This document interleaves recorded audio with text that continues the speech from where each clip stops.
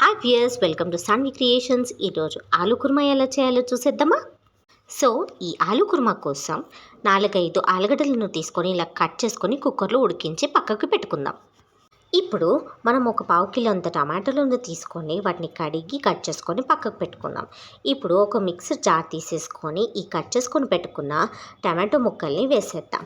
Tomato ముక్కల్ని వేసేసిన తర్వాత ఇక్కడ 10 నుంచి 12 వరకు కాజు ముక్కల్ని కూడా వేసుకుందాం. ఈ కాజు ముక్కల్ని వేసేసిన తర్వాత మనము పెట్టుకున్న గసగసాలు ఒక 1 స్పూన్ అని గసగసాలను వేసేద్దాం.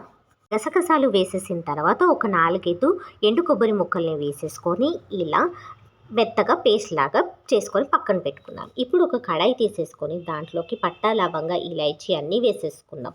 ఈ పట్టా లవంగ ఇలాచీ వేసిన తర్వాత ఒక 4-5 ఎండు మిరపకాయలను వేసుకొని దాంట్లోనే ఉల్లిగడ్డ ముక్కలను వేసేసుకుందాం. ఇవి కొంచెం వేగిన తర్వాత ఒక 2 పచ్చిమిర్చి కట్ చేసుకొని వేసేసుకొని దీంట్లోకి ఒక 1/2 టేబుల్ స్పూన్ అంత పసుపు వేసేసుకుందాం. ఇప్పుడు మనం ఇందాక మిక్సీ పట్టుకున్న ప్యూరీ మొత్తం దీంట్లోకి వేసేద్దాం. ఇది మొత్తం ఆయిల్ అంతా బయటికి తేలేంత వరకు దీన్ని కుక్ చేసుకున్న తర్వాత దీంట్లోకి కారం, ధనియాల పొడి, గరం మసాలా ఇంకా ఉప్పు అన్నీ యాడ్ చేసుకొని కలిపేసుకొని పెట్టుకుందాం.